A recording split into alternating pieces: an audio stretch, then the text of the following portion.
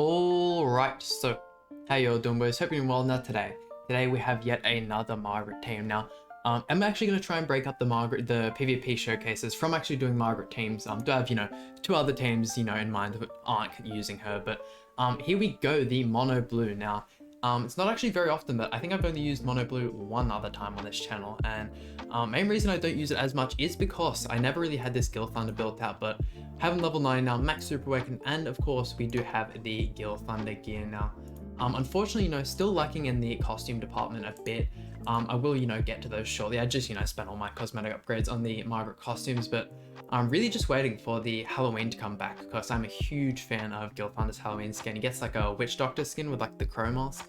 Looks absolutely sick, but wasn't the biggest fan of the summer skin. But here we go, Mono Blue. Now of course we do I did actually do a summon or two off camera, and we did get a dupe in Margaret, so she is now 2-6, which is super nice. Tommy's 5-6 and the Elizabeth is 4-6, but super strong team. We are running Margaret with the attack crit damage gear, and let's jump right into it.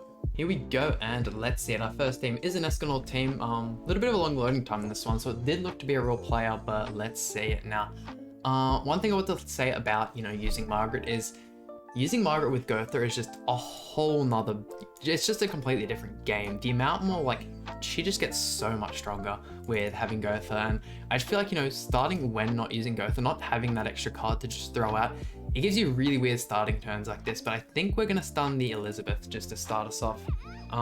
Yeah, no, the rank up is just absolutely crazy, and the fact that also, affects her passive and gives you the boost is really nice. But here we go, extra Tamil card as well, which is super helpful. I mean, we just got turn 1, basically a turn 1. Turn 2 ultimate with Goddess Liz there, which once that reflect is up, there's not a lot people can do to you. And I mean, with the Gil Thunder passive is just crazy amount. You'll see when we take hits here just how much tankier they are. But yeah, look at that. It is just crazy. And I do believe he boosts the substats as well, so stopping us from getting critted as well, which is super nice. But I think we might waste this Margaret card just for the time being. If we can get another Tamil drain card, just to rush his ultimate, that'd be super nice. But there we go. You can see even one star card, she does pretty good damage. We haven't had a crazy amount of time to boost her up, but I'm just having so fun with Margaret, guys. It is just such a good change of pace, and I feel as if though she's nowhere near as she's definitely better than Ban, but it's a lot less brain dead playing. I don't know how to explain it. I mean, if you guys have someone, I hope you got lucky enough to pull her, because she's just a great unit. And there we go, couldn't break the shield on anyone there. Ooh, actually, do we wanna, I think we might just do, ooh, actually, we might just move the Tamil card again, why not? Got the reflected. Only reason being that I didn't actually use a Tamil stance there is because it would reduce how much damage we were taking if you were to attack us, which in turn would make the reflector weak. But there we go now. If he doesn't have a shield this turn, we will of course just use these two buff cards, throw out the Tamil card, and we should be able to wipe everyone. Now, it's only 5-6, but Tamil's card is just absolutely crazy, and that should actually do a tiny bit of damage to go through there, and unfortunately gets the stun on Tamil. But guess what? Margaret's 1-star card is just insane now. Removes debuffs, so there we go. Throw that out there, and that is basically this match done. I mean, I would say this team, I did of course play this team a tiny bit off camera. I do feel as if though it is a tiny bit better than running the Sariel. I found the Sariel was just getting absolutely one-tapped by all the Escanors I was facing, and yeah, look at that. Of course Escanor survived because of the revive, but yeah, anything he really throws out here, he should die from. I just find it crazy as well how many buffs Margaret gives you, but not getting any forfeits either. Oh well, that's right. Let's go into the second opponent. And let's see it. The second victim is an Assault Melee team. Now, I do feel as if though we've been seeing the Assault Melee teams a lot less as of recent. Still definitely a big fan of the Assault Melee team. I definitely feel as if though it doesn't do the best against Goddess Margaret, that's for sure. 1, 2, and how many turns does this last? I do believe it's 2, yeah. It's a little bit counterintuitive if I use this and the Goddess Liz card, but we'll just chuck that out. I mean, in saying that, I feel like we're just going to get an extra one of those cards and it'll be a waste, but that's really the only problem with this team. You never really know what card to chuck out first, because you want to hold on to the Margaret cards in case you get extras, and that is super good there. Also, I really want to hold, I definitely should have held on to that there, in case the draw gets a Petrify on someone, but I mean, very well if you don't have the Gil Thunder built out. Using the Estarossa in the back for the, like the immunity when using stances for Tarmiel is super, super good pick. But, let's see what I actually want to do here, because still have another turn of this one, and him giving us resistance buff either doesn't give boost the Margaret passive. It's only when you actually use the cards. But let's see, we'll go 1 and 2 for the time being. Just get rid of some stuff. I mean, Tarmiel's ult is just so strong, and I'm so glad I have him more built out now, because when he came out, I originally, didn't put the most amount of investment into the character, but definitely, juiced him up a little bit now. And is there an awful lot he can do here? I don't think he can break through the shield, and even then, yikes, look at that. God damn, even with the Amplify card, well, I mean, it doesn't get applied, but look at how well you tank. Gil Thunder, both the green and the blue Gil Thunder are just absolutely insane. And 1, 2, and 3.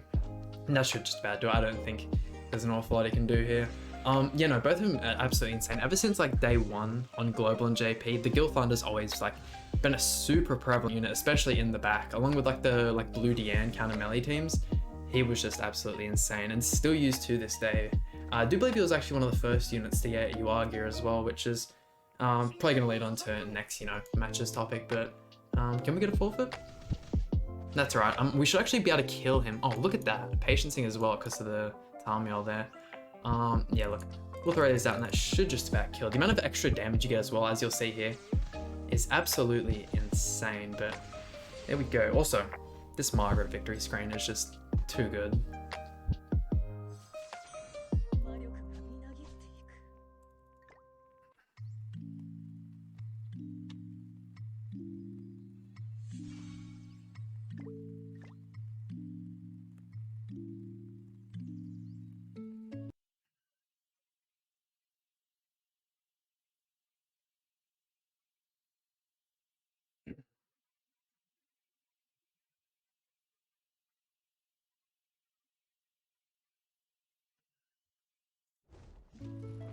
And here we go, another Assault melee team. Definitely the better Assault. Oh gosh, this guy's a lot stronger than our last opponent. Definitely the best Assault melee team you can run, and if he has that high CC, definitely scared to see what his Chandler can do. Recently just got my Chandler 4-6, which is super nice as well. Gosh, it took me 1800 gems to get him on his original banner with Zeldris. But what was I going to talk about before? The JP recently had a patch notes. They also had a live stream actually alongside the patch notes. It was an hour or so, super boring live stream. They really didn't have an awful lot to talk about for the first half. But what do we want to go for here? But they did talk about a couple things, and we had the update did actually go live on JP. Well, only just now, I believe, as of the recording this. But we have a new kind of power creep in the game, and I didn't even pay attention to the fact we had the block on us there. That's all right. Definitely should have. Please pull an extra Tarmiel card. Yikes. We should be alright, no worries. We're getting new power creep, and it is form of a cosmetic upgrade. Basically allowing you basically gives the characters more substats and gives them a new passive as well, which I'm super interested in.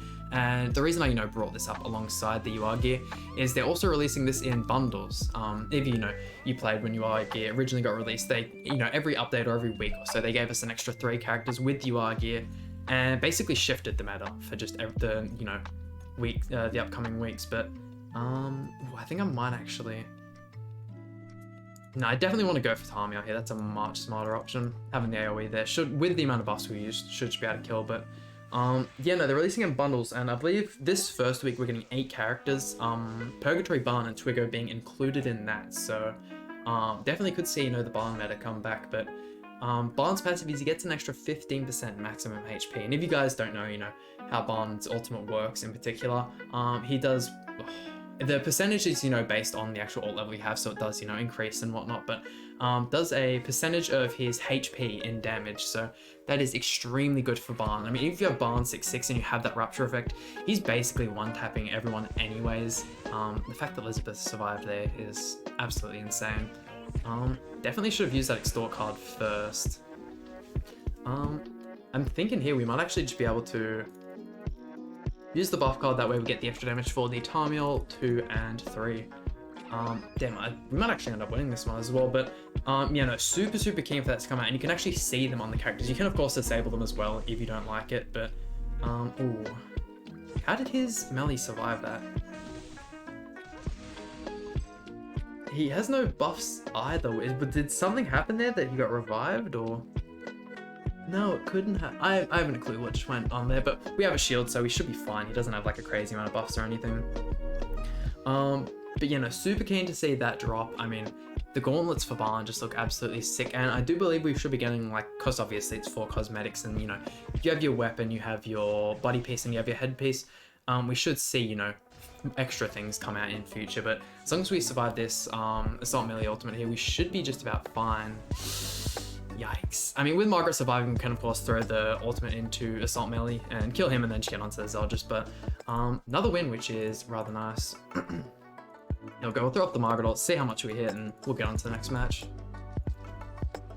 God damn, this is actually super close. I don't actually ever think I've seen like any assault melee teams with the 300,000 CC. That's definitely a first, but there we go. Please crit. Damn, he really survived that. Okay, look, we might actually end up losing this one. Yeah, depending on how like many rupture cards he has. Yeah, look, unfortunately, this will be our first loss here, but that's right. It was eventually going to happen. There we go, a little bit of a loading time on this one, and a Roxy Ban team now. First time I actually saw this was when the 4v4 was out. I thought it was such a weird combo, but I mean, I definitely understand it. I do feel as if though there's definitely a lot better units you can use to support Ban. I mean, I feel like when using Ban, using the double supports isn't really the best option, especially, you know, if you like, say you're using like the Excalibur Arthur and like the red green, or you really just don't have enough DP cards to the point where like if you don't pull Ban cards, it's just not a good time. But I did actually take a break between this clip and the last clip, and people are already made summon videos on the the new Ragnarok banner with the Ragnarok Diane and with the, I forget her name already, but it was something really weird like Mjolnir or something like that. I don't really remember, but yeah, people have already made it, and people are saying the Diane is absolutely crazy. And oh, that's actually really thinking I want to rush the why not, we'll do it. We'll rush the Margaret ult here, but people are saying she is absolutely ridiculous. And whilst I was looking at her passive, it's like I believe it's like a 30% buff or something for like each buff you remove. And with Margaret just being an absolute buff fiend, like you're really gonna have to like tone it down on the Margaret buffs, or otherwise you're just getting absolutely clapped by her. Like, it doesn't seem like she hasn't got like the strongest of DPS cards, and that's actually a lot more damage than on Tamil than I expected. But yeah, no, to think that like they've released a unit that counters her so easily already, I do find that really strange. But 1, 2, and 3. Quick tip, obviously when using the Margaret, make sure to put up the shield first. Obviously trying to max out her passive as much as possible. Now, it's definitely unfortunate that I only pulled the 2/6 Margaret. As you guys saw earlier on, we lost the match to that assault melee. If she had been like 4/6, I reckon we would have easily have one-tapped. But I mean, that's the thing with the Ban team. Like, if they're not running Escanor along with the Ban, once you kill Ban, like, Arthur can barely do anything. Like, don't get me wrong, his ultimate's strong and whatnot, but he's just not that good of a unit. And with the amount of buff cards here, like, by the time we get any more ultimates, we're just gonna be clapping people. I might actually, you know what? If we spam all of these, I could get, like, the strongest Tamil ult out right now. Hold on, I'm not too sure if this is a real play. If it is, I really hope they don't forfeit, because that'd be super unfortunate. 1, 2, and there is no way he can. Oh, he's got the Arthur torn up. That's all right. We'll go 1, 2, and 3. Not like he can kill anyone here, especially with the shield and the Tamil card here. But you know, definitely enjoying Margaret so much. I really enjoying getting to use Tamil as well. Like I said earlier, didn't really use him as much on release, and same with Chandler as well. I've been using Chandler a whole bunch, and do definitely expect a showcase with Chandler shortly. Yeah, no, I actually just pulled another dupe of him, which is super nice. Here we go. Really wish I could use this green Roxy a lot more. I mean, same with like the blue Roxy when she released. Really wish she had a lot more teams, but that's all right.